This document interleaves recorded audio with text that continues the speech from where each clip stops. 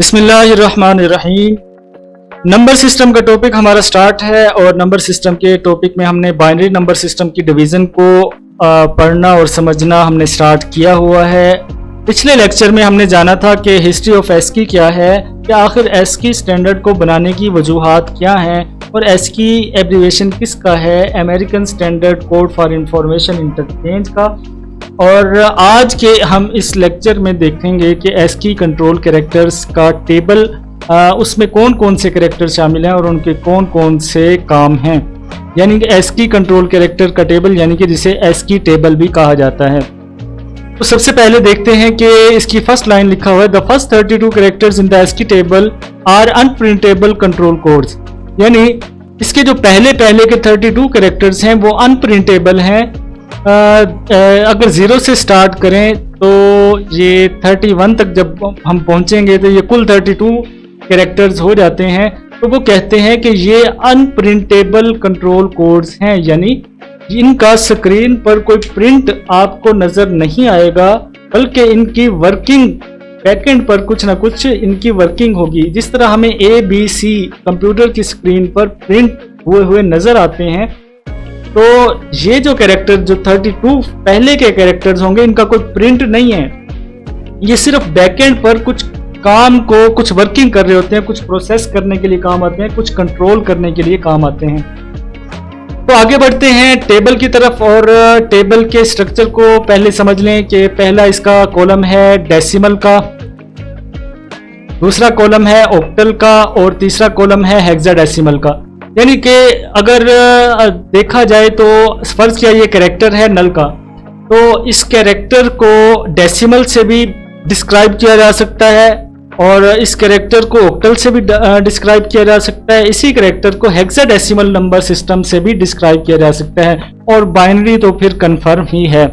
ये चौथा टेबल है, चौथा कॉलम हमारा बाइनरी का है।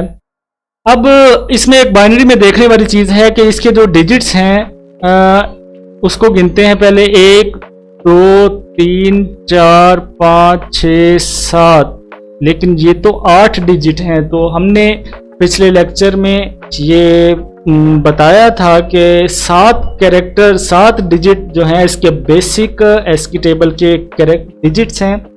जो 8वां डिजिट है वो है एक्सटेंडेड एस्की का। तो यहाँ पर भी देखें जो 8वां डिजिट है ये एक्सटेंडेड एस्की का डिजिट है, ये एस्की बेसिक का डिजिट नहीं है।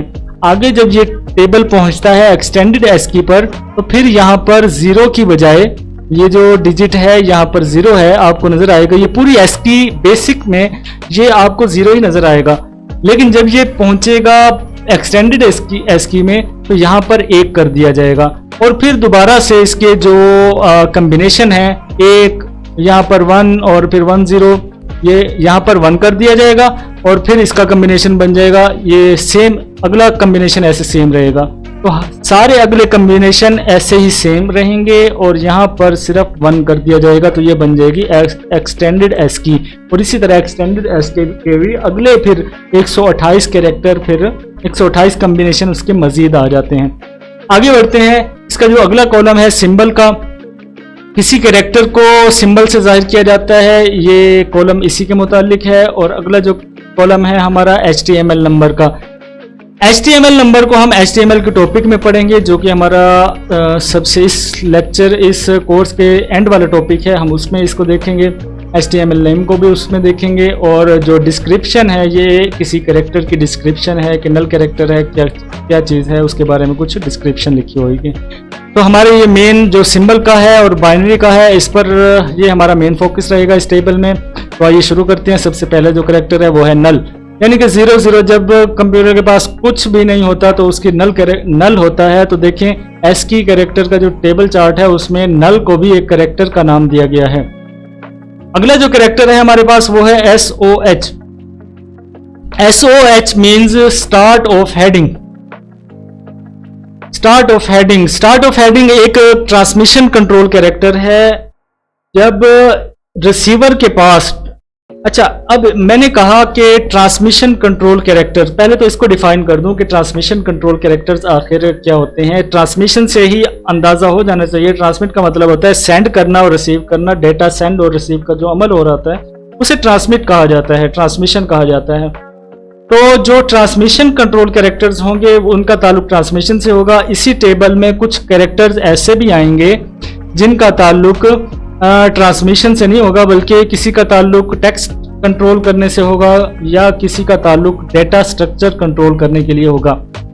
तो ये जो कैरेक्टर है SOH, इसका ताल्लुक है ट्रांसमिशन कंट्रोल से। तो ये ट्रांसमिशन कंट्रोल में क्या काम करता है? Start of heading transmission control में ये करता है कि जब रिसीवर के पास, यानी कि जो ट्रांसमिशन में जो रिसीवर कंप्यूटर है उसके पास जब ये वाला binary code, start of heading का बाइनरी कोड पहुंचता है, रिसीव होता है, तो रिसीवर कंप्यूटर को ये समझ आ जाती है कि यहाँ से एक टेक्स्ट का सीक्वेंस शुरू होने वाला है।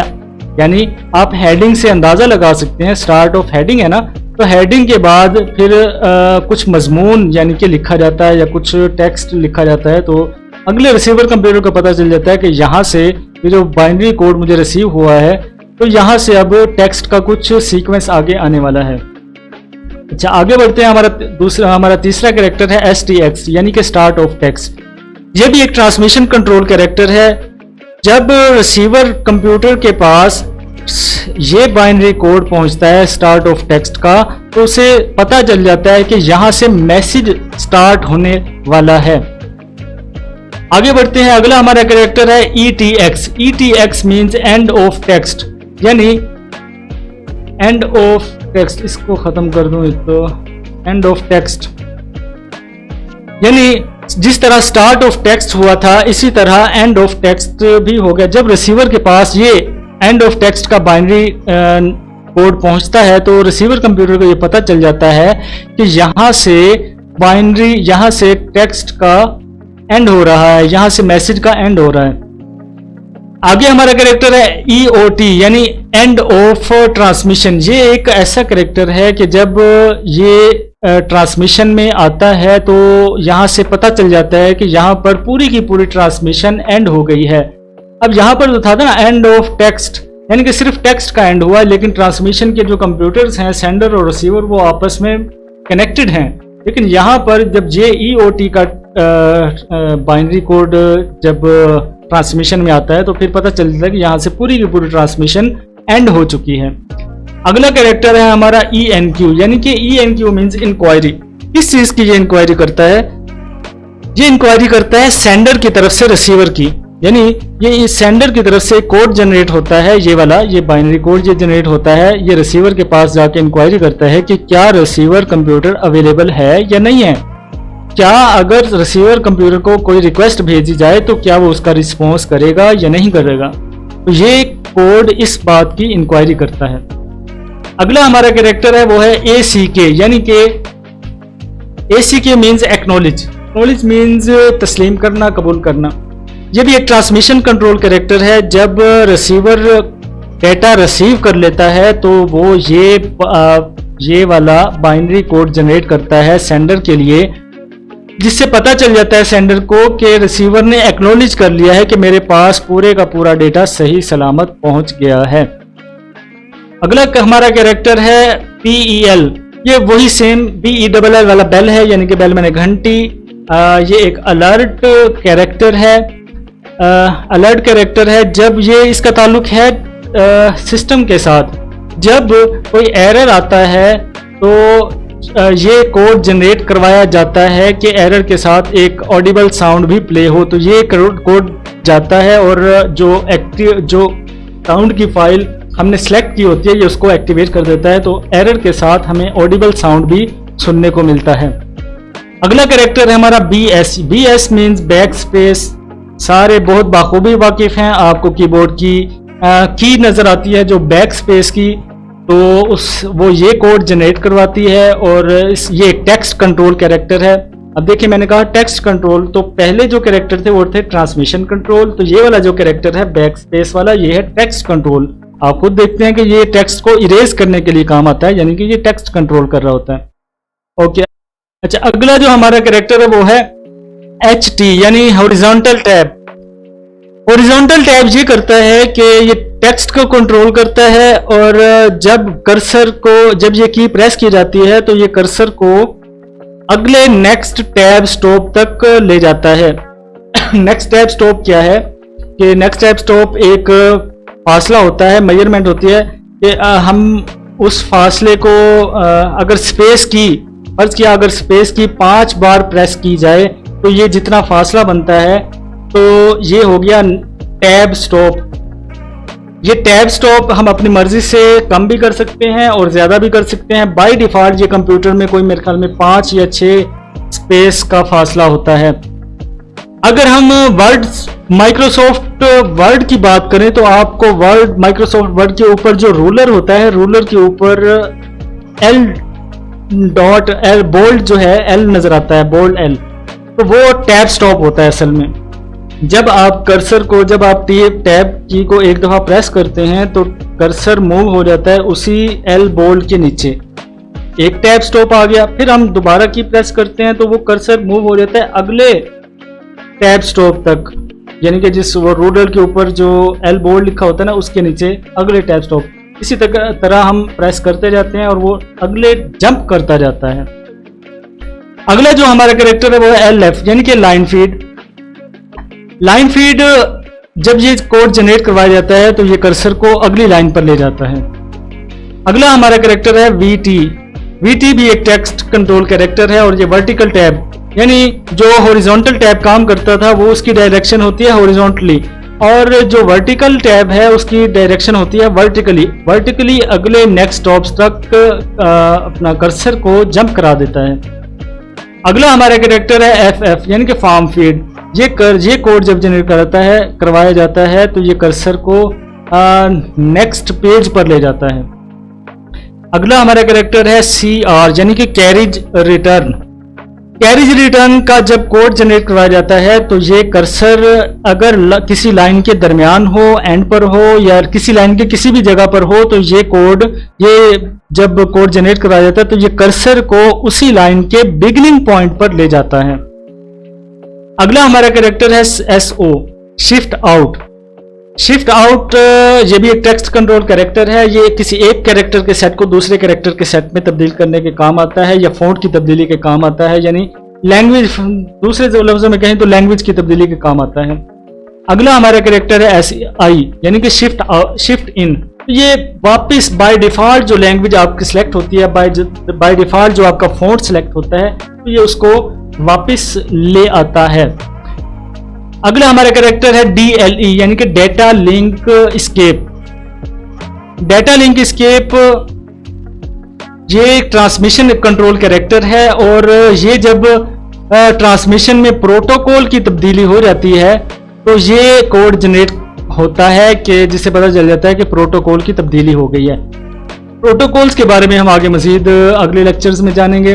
आगे चलते हैं DC1, डिवाइस कंट्रोल 1, यानी इसका दूसरा नाम यहाँ पे लिखा भी हुआ है XON। ये देखें XON, यानी कि ये एक ट्रांसमिशन कंट्रोल कैरेक्टर है जो कि सेंडर की तरफ एक मैसेज भेजता है कि I am ready for receiving more data, you can send now.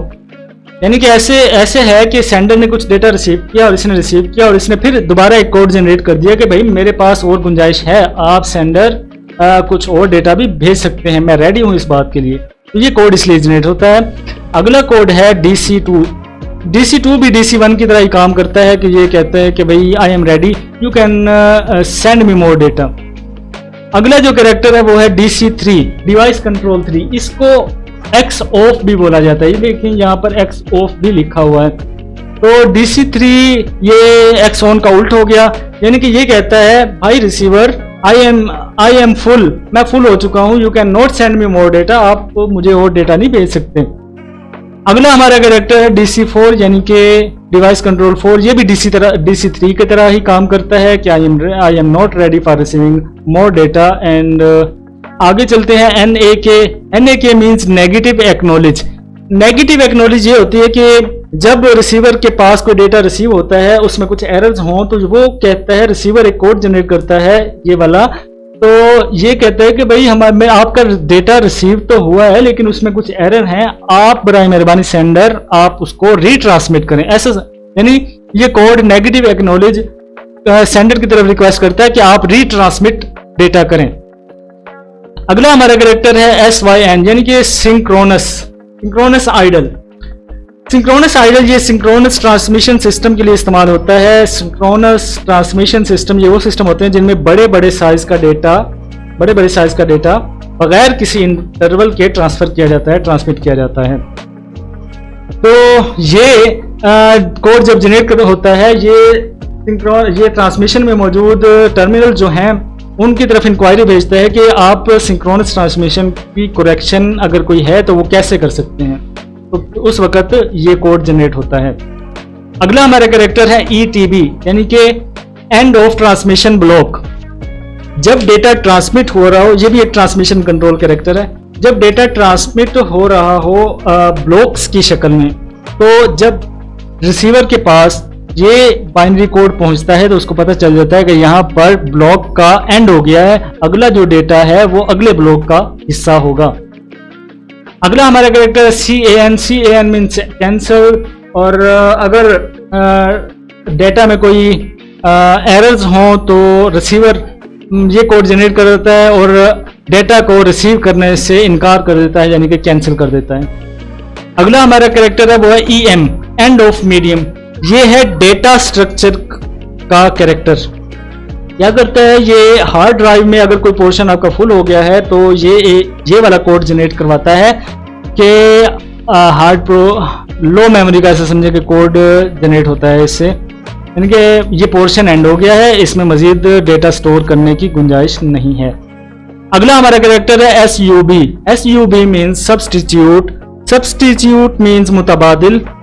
ये भी एक ट्रांसमिशन कंट्रोल कैरेक्टर है जो कि ट्रांसमिशन में अगर कोई फाइल का एंड हो जाए तो ये कोड जनरेट होता है कि आप इस फाइल के मुतबादिल कोई और फाइल इस्तेमाल कर लें।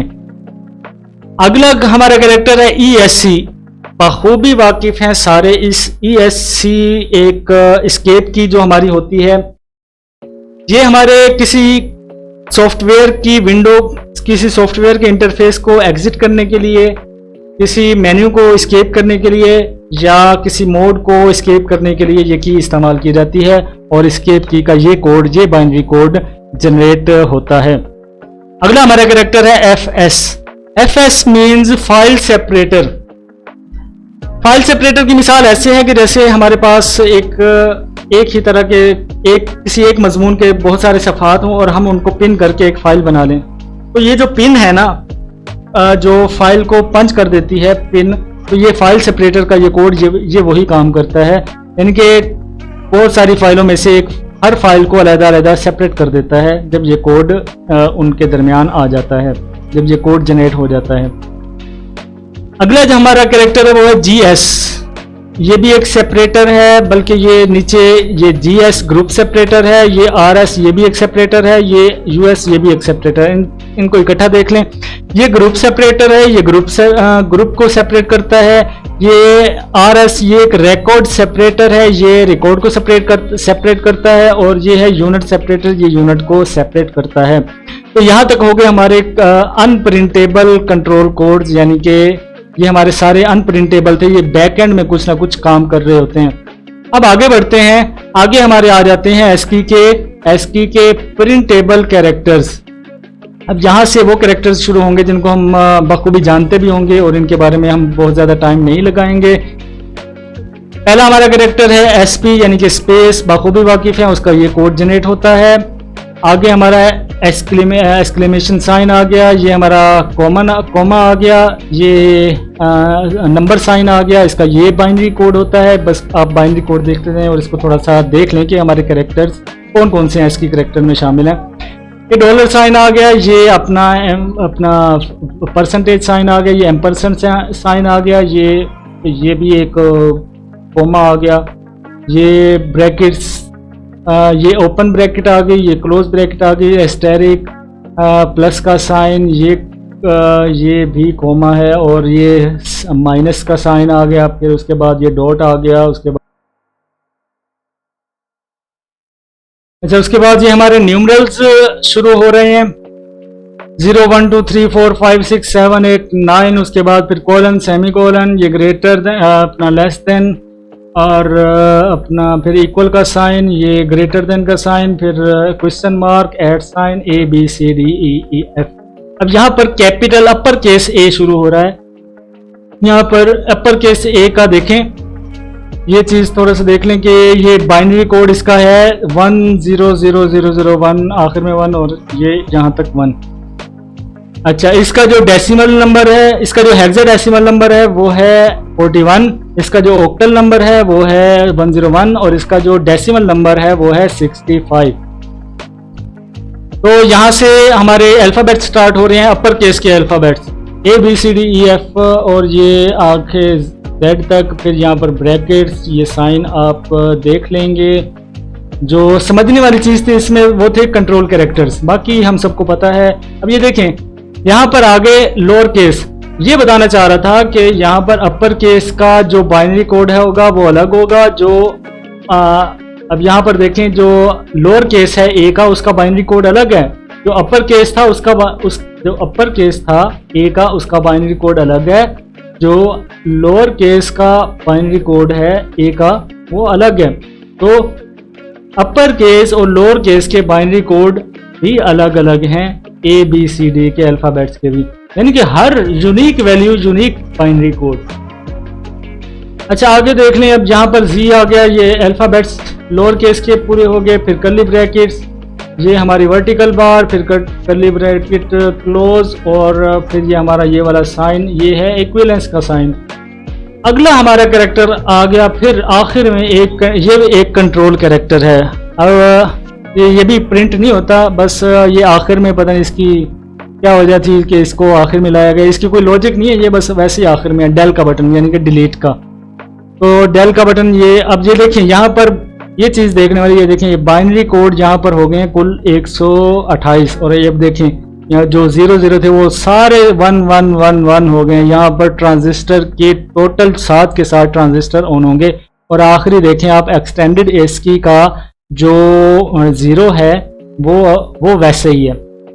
अच्छा, एक्सटेंडेड ASCII का नीचे चार्ट है, ये देखें एक्सटेंडेड ASCII कोड्स का नीचे चार्ट आ गया। अब ये मैं सिर्फ ये दिखा दूं कि यहाँ पर देखें एक्सटेंडेड का ये 1 हो गया, यहाँ पर ये 1 हो गया, बाकी सारा बाइनरी कोड वैसे ही है। पहला नल कैरेक्टर वो 0 था, यहाँ पर भी 0 है। फिर आगे जो यहाँ पर 1 आ जाता है वो ऊपर भी 1 है, यानी कि बाकी सारा सीक्वेंस वैसे ही स्टार्ट हो जाएगा जैसा ASCII का बेसिक का 7 डिजिट का सीक्वेंस होता है। सिर्फ यहाँ पर पहला डिजिट जो है एक्सटेंडेड का वो 1 कर दिया जाता है।